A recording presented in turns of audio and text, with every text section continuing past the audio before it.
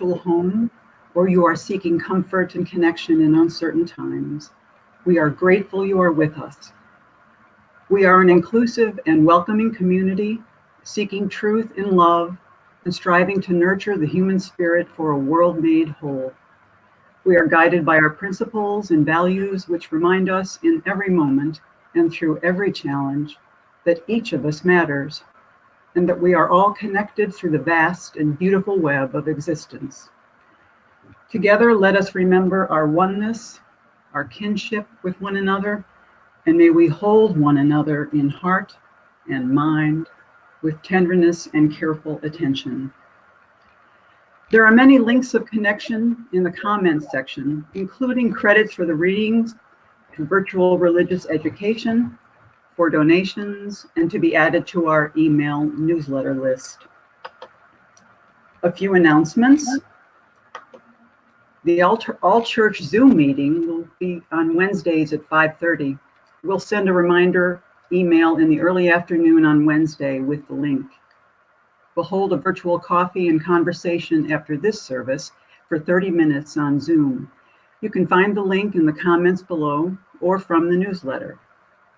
After coffee hour, there will be a conversation about the 8th principle. The board is hosting a board special edition, Consider the 8th Principle, on Friday, April 23rd from 6 p.m. to 7 p.m. Space will be created to hear the pros and cons from church members before the congregational meeting regarding the idea of adopting the 8th principle. Peter Mayer, celebrated singer and songwriter, known for one of his most beloved songs, Blue Boat Home, will be back at UCE for a virtual concert on Saturday, April 24th at 7 p.m. The concert is hosted by the UCE Green Team with proceeds benefiting the Talking Farm. Tickets are $20 per person and can be purchased through Eventbrite. Links are on the homepage, in the newsletter, or through Facebook.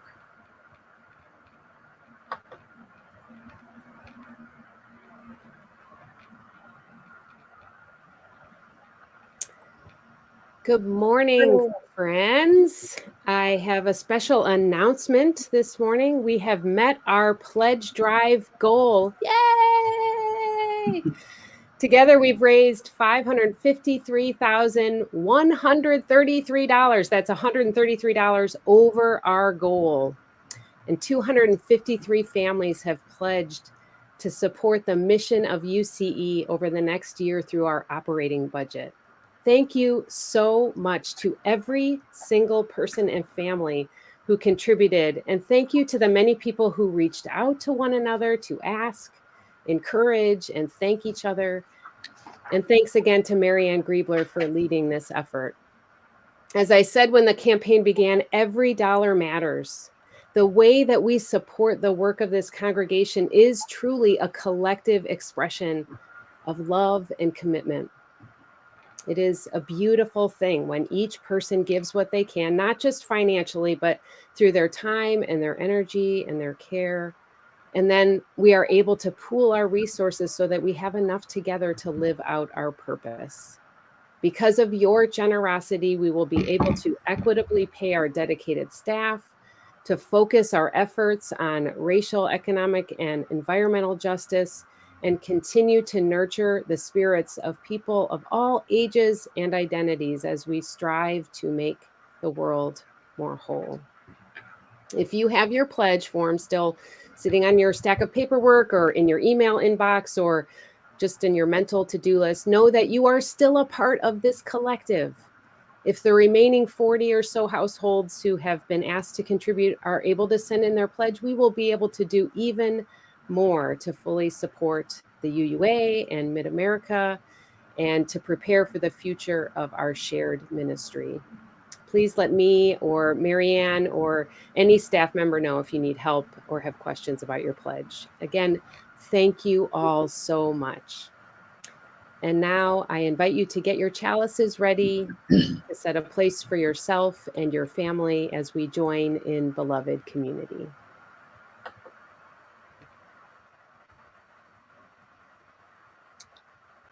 Blessed is this ground on which we stand. Holy is this place.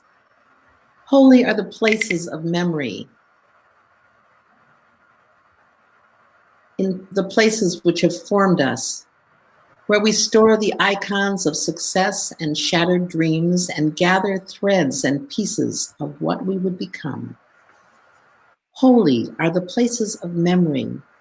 Holy are the places of the dream, the places of the rainbow where all children are wanted and all people are fed, where colors are the source of celebration and youth and age come to the table as one. Here are the places of the dream. Holy are the places of change and pain, the places of our struggle where the rivers of our lives run white and fast, and we hold on and grow. Holy are the places of change and pain. Holy are the places of connection, the places where we risk ourselves, where hands, touch souls, touch minds, and in awareness still, we change our lives. Holy are the places of connection. Holy are the places of becoming, the places of clear vision, where life and world are intertwined and we can see forever in this moment and give thanks. Holy are the places of becoming. Blessed is the ground on which we stand. Holy, the whole making is this place. Welcome to worship. The following song is from the Empty Hands Music, whose mission is to spread the seeds of goodness in the world through selfless service, music, and love. You can hear and download more music like this at emptyhandsmusic.org. The link is in the service description below.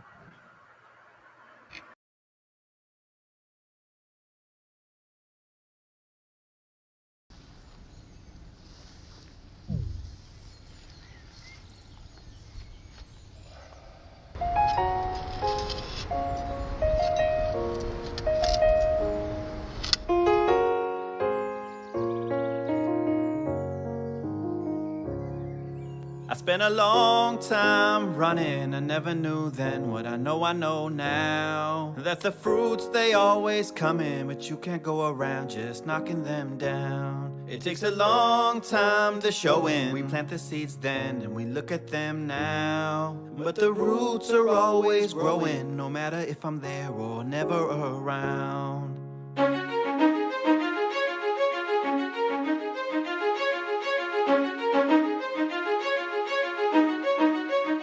Whatever grows will grow, whatever dies will die, whatever works will work, whatever flies will fly, whatever fails will fail, what's meant to soar will soar.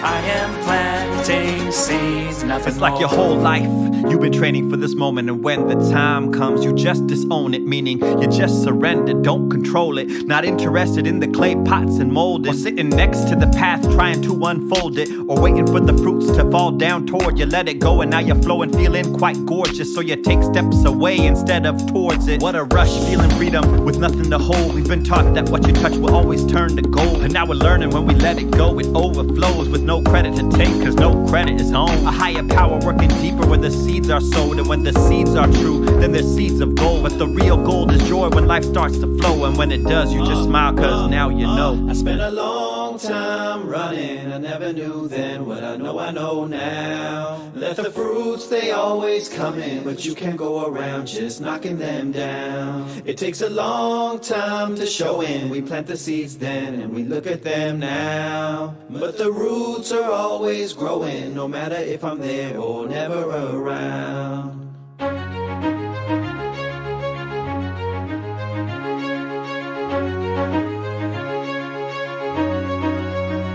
Whatever grows will grow, whatever dies will die, whatever works will work, whatever flies will fly, whatever fails will fail, what's meant to soar will soar. I am planting seeds. Whatever grows, Yep. will grow. When it grows, it grows. Whatever dies, will And when it dies, it dies. Whatever Come on. works, will If it works, it works. Whatever flies, will Let it fly, let it Whatever fly. fails, will fail. When it fails, it What's meant fails. to soar, will And soar. when it soars, it soars. I am planting seeds. Whatever grows, will Let it grow, let it Whatever grow. dies, will When die. it dies, it Whatever dies. works, will And when it works, it works. Whatever flies, Yeah. will Let it fly, let it Whatever fly. fails, will When fail. it fails, it What's meant fails. to soar, will soar. Come on, let it soar. I am planting seeds and nothing more.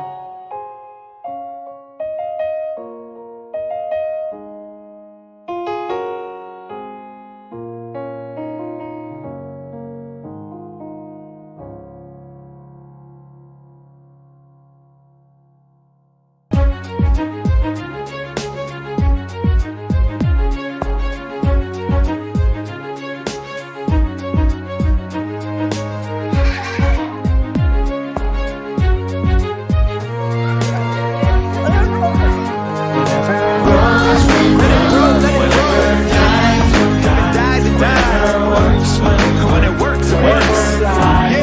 Let it fly, let it whatever fly. fails, will If fail. it fails, it fails. To soar, will soar. Come on, let it soar. I am planting seeds and nothing more.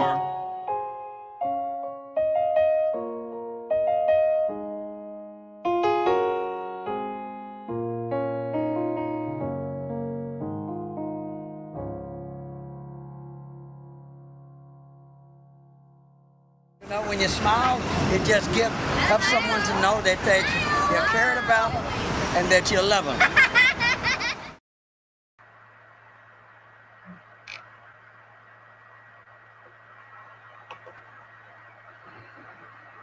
As Michelle, Michael, and Beverly light this chalice in northern Illinois on the traditional homelands of the Council of the Three Fires, the Odawa, Ojibwe, and Potawatomi nations, many other tribes, including the Miami, Menominee, Ho-Chunk, Sauk, and Fox, also call this area home.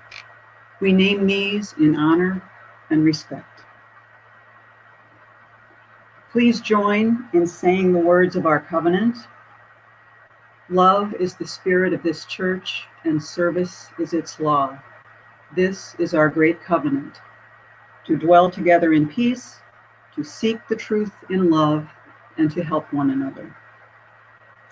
Please join in singing hymn number 40, The Morning Hangs a Signal.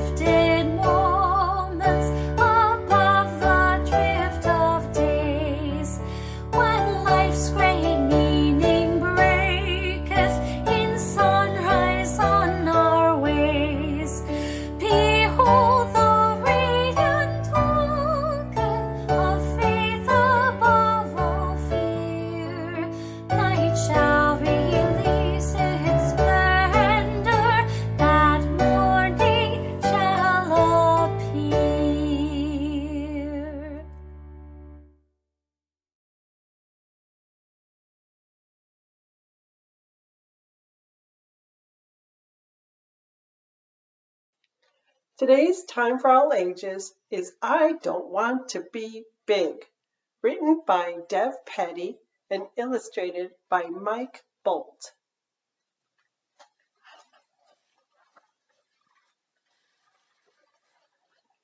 You need to eat your dinner. I don't want to. You don't want to grow? I don't want to be big. Why not?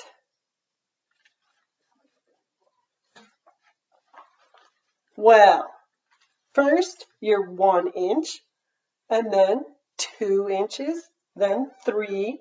When does it stop? You can't stay small forever.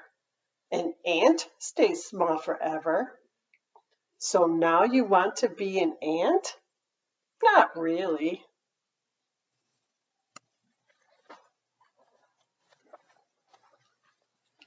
Don't you want to be tall? I have you to be tall for me. You can just carry me around. That will work out great. Let's go over there. Now here. Little to the left. Perfect. Don't you want to be able to jump high enough to meet the tree frogs?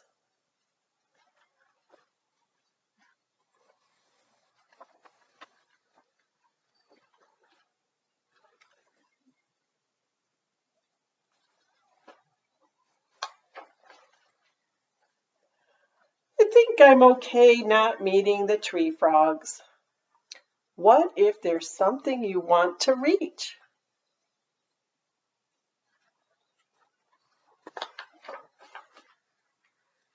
I have big friends. What's so bad about being big anyway? If I grow big, I'll miss the leg room or hit my head on things. And do elephants win at hide and seek?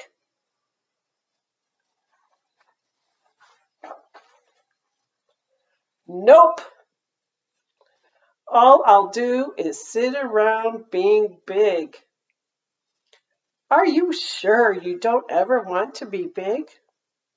I am so sure I don't want to be big that on a scale of 1 to 10, I'm here. 11.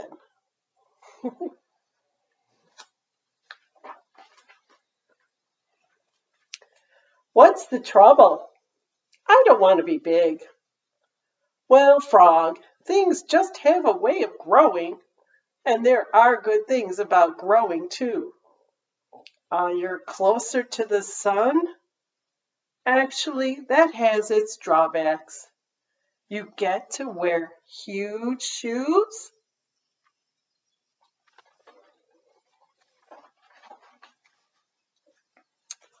I'm a pig.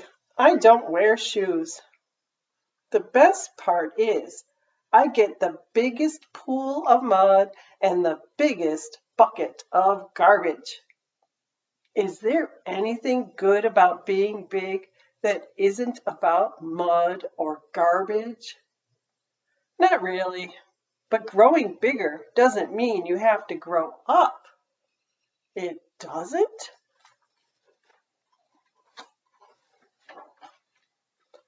Nope.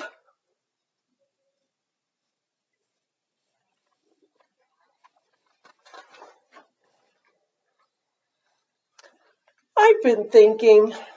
You have? I think it will be okay to be big.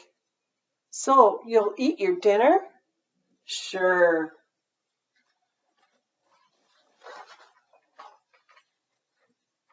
But I'm never taking a bath. The end.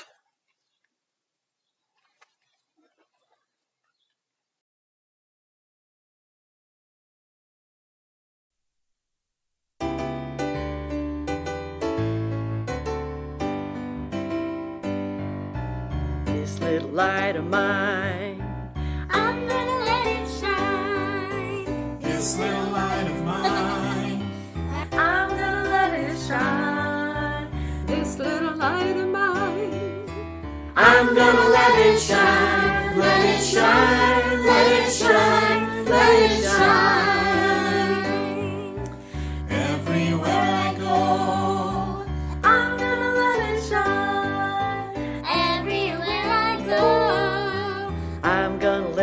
shine. Everywhere I go, I'm gonna let it shine, let it shine, let it shine, let it shine.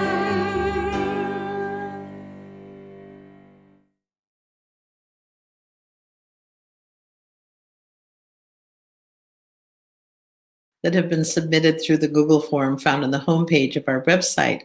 Alternately, you can send an email to Reverend Eileen or to Susan Francis. That rendition of This Little Light of Mine is going to make me happy all day. From Christine Peters, a concern and a joy, healing thoughts and prayers for Liz Goodwin as she returns home following serious foot surgery. Liz cannot walk on that foot for 3 months, but is grateful to have the surgery portion completed.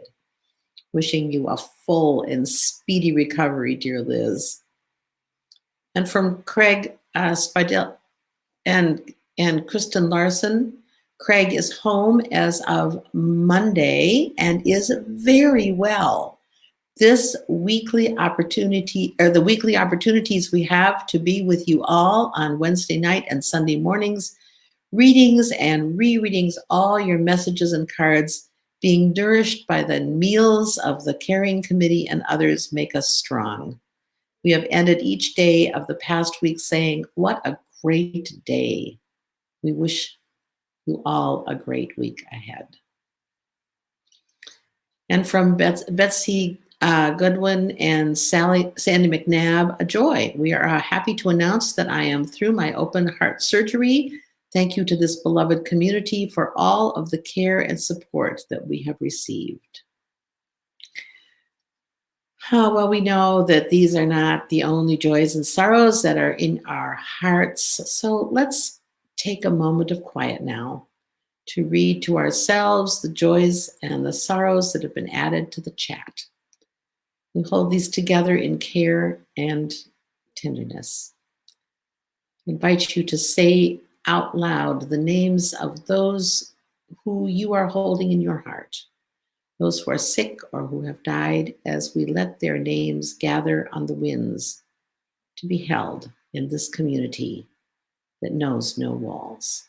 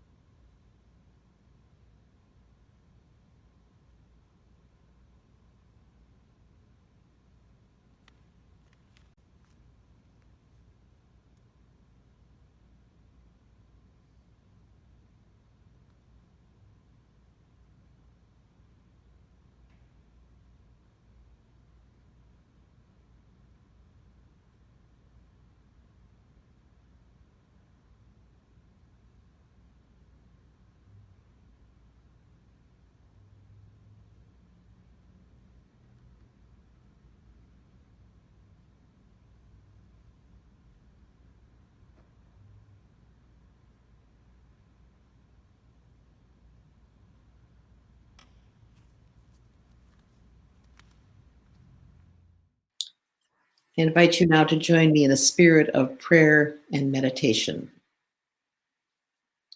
with these words by Lynn Cox. Spirit of life, ever adapting and renewing, we come together this morning with yearnings that do not match. We yearn for stability, for even one moment of feeling like we know what's going on, for the ability to protect and prepare for what is coming next. Yet we also yearn for change. We ache for a world that turns aside from racism, violence, dehumanization, and disregard for suffering. We pray for a change in the illness, grief, isolation, incarceration, and vulnerability of our loved ones. We reach for connections that will remind us that we are worthy as we are, and we reach for connections that will help us to become our best selves. Hold us in the heart of both and. Cradle us in the mystery. Cherish us in the eternal presence of love, and encourage us on the path of growth and development. As individuals and as a people, help us to become who we are called to be. Lead us to be open to pathways to deeper wisdom through reconciliation, self-respect, and mutual respect, compassion, owning and making amends for our mistakes. Source of wonder, move us to express and live in gratitude for the beauty of this world, the loving people in our lives, and this day of possibility. To this, we add the meditations of our hearts. Blessed be. Amen.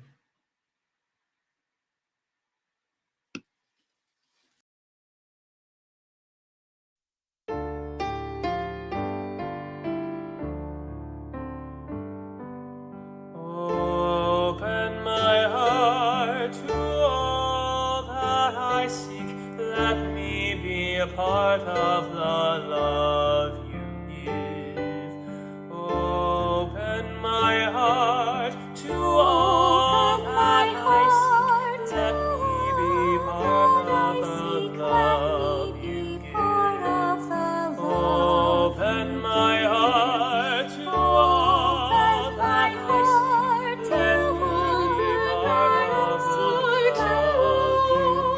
I seek. Let me be part of the love you give. Open my heart to all that I seek. Let me be part of the love you give.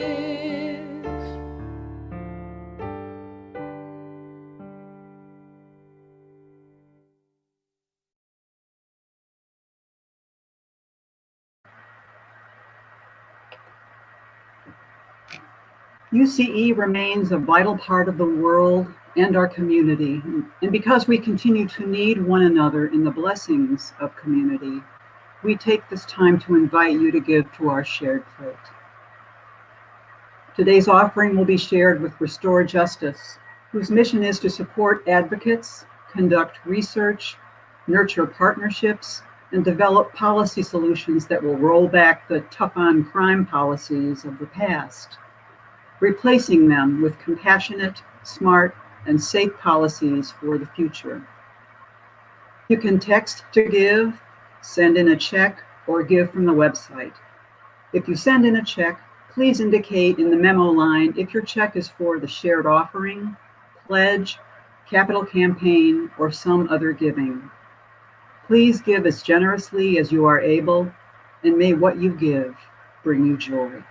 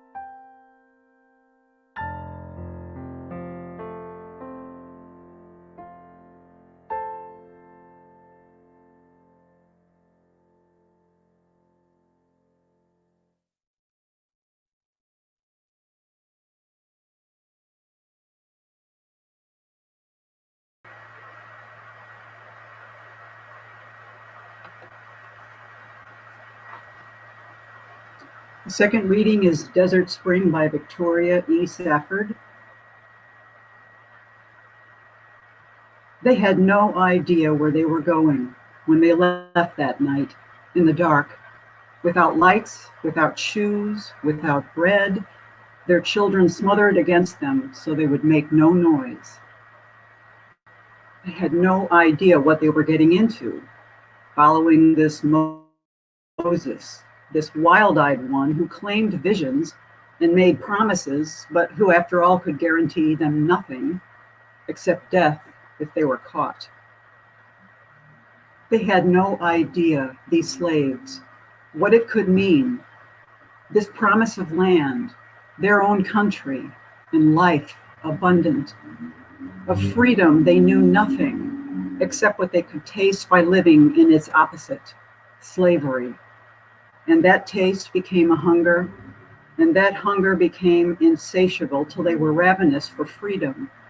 And they went out then, but no one knows to this day whether they were led by Moses or by the outstretched arm and mighty hand of something else, of something eternal, as they would afterwards and always claim, or whether their own human, hungry will made them flee that night from Pharaoh. They went into the wilderness.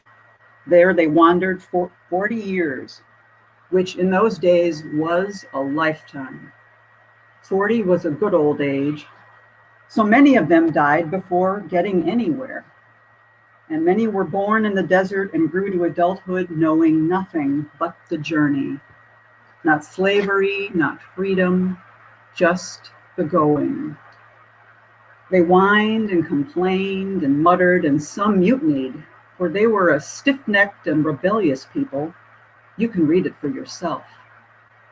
Ungrateful people, even when manna rained down from heaven and quails were sent to feed them. Unhappy people, longing out loud even for the familiar security of Egypt of all places, where at least they knew what to expect, as awful as it was. Impatient people, making cheap little idols and gods of metal to bargain with in secret when the traveling got hard or merely dull, and the days and years became monotonous. In the springtime, we remember, the Promised Land is not a destination, it is a way of going. The land beyond the Jordan, that country of freedom and dignity and laughter. You carry it inside you all the while.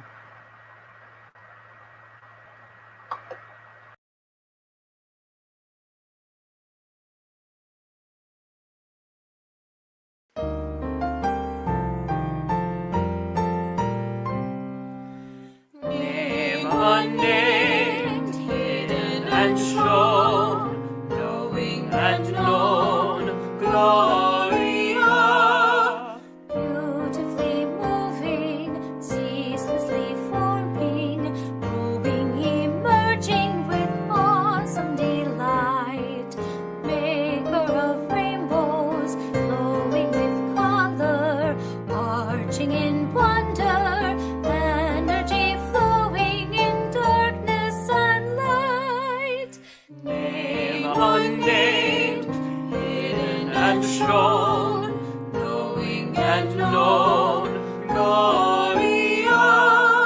Spinner of chaos, pulling and twisting, freeing the fibers of pattern and form.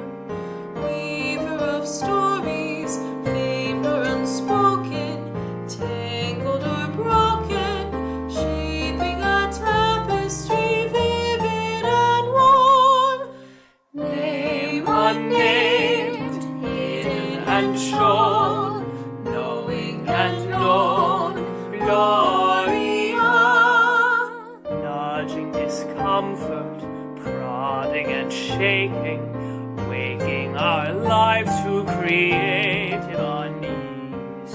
Straight talking lover, checking and humbling, jargon and grumbling, speaking speaking the truth that refreshes and frees. Name unnamed, hidden and shown, knowing and known, Gloria. Midwife of changes, skillfully guiding, drawing us up through the shock of the new. Woman of wisdom, deeply perceiving, never deceiving, freeing and leading in all that we do. Name Unnamed, hidden and shown, knowing and known, Gloria. Daredevil gambler, risking and loving, giving us freedom to shatter your dreams.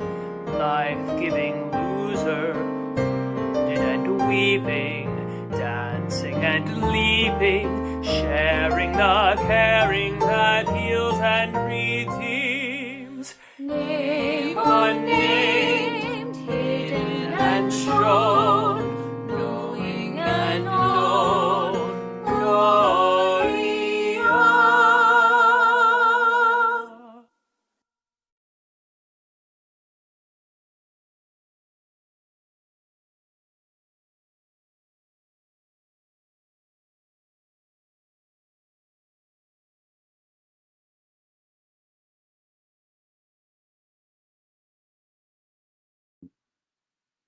Try again. I am Karen Gustafson, the interim minister for UCE. In April of 2019, when I first visited UCE as a consultant for the Mid-America region, I came to Chicago a day early and joined a friend from Madison for a performance of Hamilton. And I stayed at the Palmer House Hotel. Where I came from was still in the unnamed season, no longer winter and not yet spring. In Chicago, there were tulips in the gardens around the Art Institute, and the air was soft, and there was green grass everywhere. Here we are 2 years hence, and it is once again springtime in Evanston, and I'm with you and not with you at all. What has unfolded in those 2 years for me, for you as individuals, for you as the Unitarian Church of Evanston, feels at times like a sea change. What is now the familiar presentation of Sunday worship via YouTube was in April 2019 not even so much as a figment of anyone's imagination outside televangelist land. Already in September of 2019, when I returned to engage you in the tasks of interim ministry, the adaptive capacity of this congregation was being challenged by yet another ministerial transition and the impending decision to delay the search for a settled minister for another year. And a mere 6 months in, the whole world was overcome with the impact of COVID-19. It is tempting to resist the generative significance of this time since then, to look back on it like the people following Moses across the desert as simply marking time, holding on to the promise of a life restored, a promise offered by our own broken leader with his false predictions of journey's end just around the next corner. Well, it did not take 40 years for many of us to whine and complain and mutter, and some to mutiny, for we are stiff-necked and rebellious people, ungrateful people, even when the manna rained down from the heaven, even when stimulus checks flowed in from Washington. There were unhappy people, longing out loud even for the familiar security of the old order, where we could hang out in bars and restaurants and the theater and go to the beaches and hide in our busyness from the perils of the poor and the oppressed. and impatient people making unmasked forays into unsafe gatherings to bargain with our lives when things got hard or merely dull, and the days became monotonous. Well, I have at one time or in another way or another during the past year recognized myself in all of these people. What has been for me the saving grace is to recognize again and again that though the world outside me changes in ways I cannot control or even sometimes comprehend, I can attend to my own becoming. The impact of this time is still resounding, and the recorded history of what is now will amply reflect the fear and pain and loss. The economic devastation for many, compounded by assaults upon U.S. democracy and upon communities of color. But like the history that I was taught in my own ancient public education, which was primarily the stories of wars and conquests for political and economic gain, it is incomplete. So many untold stories outside of what is deemed newsworthy in the popular media. So much unnamed and unclaimed goodness and decency and ordinary efforts to get along and to call us to our better selves. One would think that these stories, the ones that many who are tuned in today might tell about the past year, don't really matter. Personal histories unfolding, babies conceived and born, friendships maintained in new ways, resourcefulness found, justice upheld, new pastimes found. None of us has stopped becoming. All of us have become older. Our bodies have adjusted to more or less exercise and different ways of eating. Non-COVID illnesses and diseases have emerged and been treated with varying degrees of success. Some of us have found ourselves becoming more accepting, happier, more dependent, less interested in sports, more critical, more tolerant, more discriminating consumers. All of us have been changed as we have learned something about how to adjust our expectations, manage our disappointments, curb our yearnings. I reflect on my own changes. I have been forced to become more tech savvy than I could have ever imagined.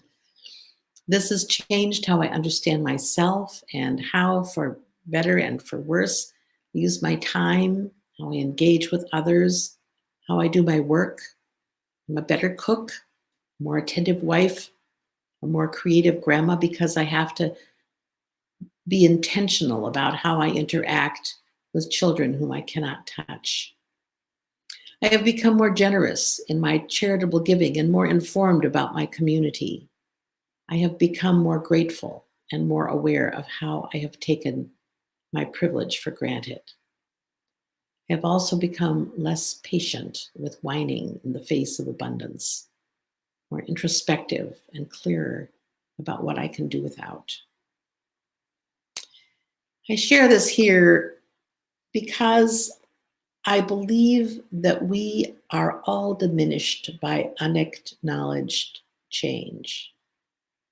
It is unacknowledged change that leads to complaining and even unwarranted misery that is so easily passed on to others. Like the travelers in the desert who show up in the biblical story as one-dimensional malcontents, our emphasis upon what is wrong can begin to define who we are becoming. It is incumbent upon us to notice and mention the depth and breadth of our becoming. And so it is that not only have we been changed as individuals during this time, but our institutions have been changed as well. Some of the changes have been adaptive or reactive. UCE and many other churches have managed a masterful change to virtual church. In the early months of the pandemic, it took hours and hours of staff and volunteer time to create from almost whole cloth a way for us to be together in an amazing variety of ways, to nurture spirits, to heal hearts, and to continue to make wholeness in a newly fractured world. Some of the new learnings that have emerged out of this experience will surely enhance what happens as in-person gatherings become possible and prudent. What is also true for UCE as a collective is that the process of addressing the challenges identified in the early interim time has continued at a pace. No waiting for the promised land here, no waiting around for normalcy to return. It is no small thing to have completed a successful call of a senior minister and the hiring of congregational life director in times with no physical contact. A dynamic and inclusive review of lifespan religious education is underway. A comprehensive approach to anti-oppression is being planned. The approach to congregational caring has been reviewed and revamped. A membership engagement task force is looking at the ways that you welcome and engage new members and nurture leadership. There is a reawakened interest in the covenant of engagement that calls everyone to bring forth your best selves. And as of your announcement today, you have completed a successful pledge drive that will make it possible for next year to be a banner year. Those of you who are leaders or facilitators of small groups have been asked to do a structural review. This is an encouragement to conversation about becoming. Structures like committees and teams and councils and task force and working groups get established as collection points. They bring together ideas and plans and inspirations and provide containers where we can test the energy that we generate together and bring about changes within the limits and boundaries that serve both individuals and the greater good through the mission of UCE. They provide touch points to help us acknowledge and measure those changes.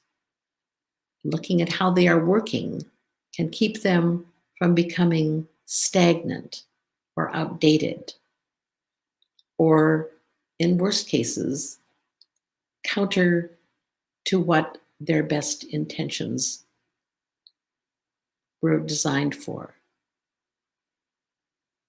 So these are some of the ways that you as a collective have claimed this piece of history and the fullness of your becoming. Becoming does at best imply the engagement of existing and acquired tools. It asks that we look at ourselves, our relationships, and our families and our institutions in ways that engage change actively and acknowledges the reality of unacknowledged change. But irrespective of intention or resistance, we are all constantly becoming set in our ways or more resilient, resistant or open to change, burned out, cynical, unhappy, renewed, encouraged, and content. Even when we are doing nothing, we are becoming as life acts upon us. We may not want to be big or old or responsible for the well-being of others, but even those states give way in time. Ernest Holmes, American thinker and writer, wrote, "Nature will not let us stay in one place too long. She will let us stay just long enough to gather the experience necessary to the unfolding and advancing of the soul." The followers of Moses of the desert may not agree, though it may have taken 40 years to gather the necessary experience. But amidst the variety of individual gatherings of necessary experience in this unusual year, you have managed to contribute your time, talent, and treasure to the vital becoming of this beloved community.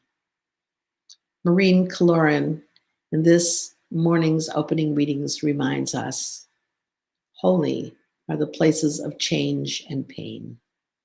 Holy are the places of connection, the places where we risk ourselves, where hands, touch souls, touch minds. And in awareness still, we change our lives. Holy are the places of connection. Holy are the places of becoming. And Victoria Safford reminds us that in the springtime, we remember the promised land is not a destination. It is a way of going. The land beyond Jordan, that country of freedom and dignity and laughter, you carry it inside you all the while. And for me, your soon departing interim minister, thank you for inviting me to accompany you on your journey, accompany you on this journey that became something beyond all of our imaginings. It is because of the gifts you carried with you and the stamina of your amazing leadership that you have stayed the course. You are planting seeds with no guarantee of outcomes, offered your gifts, trusting in an imperfect but promising becoming. I am in awe as I see you leaning into your new ways of being individually and together. So may your becoming continue.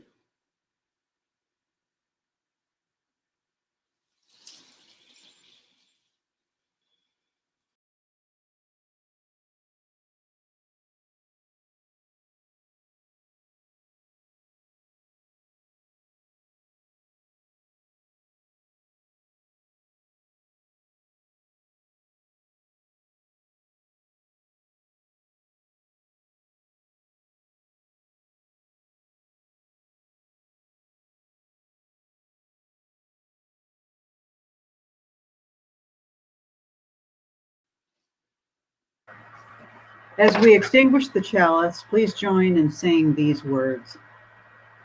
Though the flame is extinguished, we carry with us the warmth of community, the light of truth, and the fire of commitment until we are together again.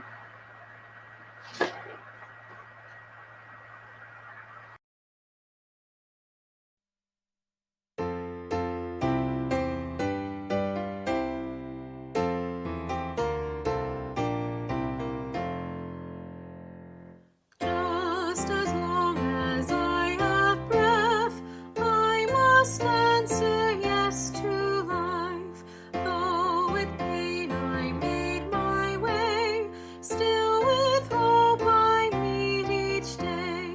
If they ask what I did well, tell them I said yes to life.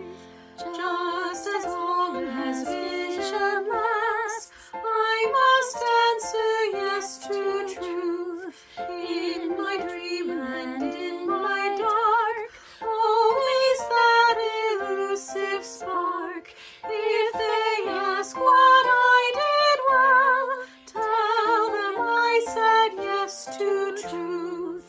Just as long as my heart beats, I must answer yes to love. Disappointment pierced me through, still I kept on loving you. If they ask what I did best, tell them I said yes to love.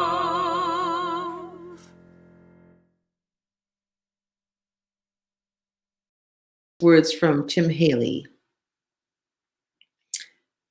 We know we are on our pilgrimage here but a brief moment in time. Let us open ourselves here now to the process of becoming more whole, of living more fully, of giving and forgiving more freely, of understanding more completely the meaning of our lives here on this earth. Go in peace.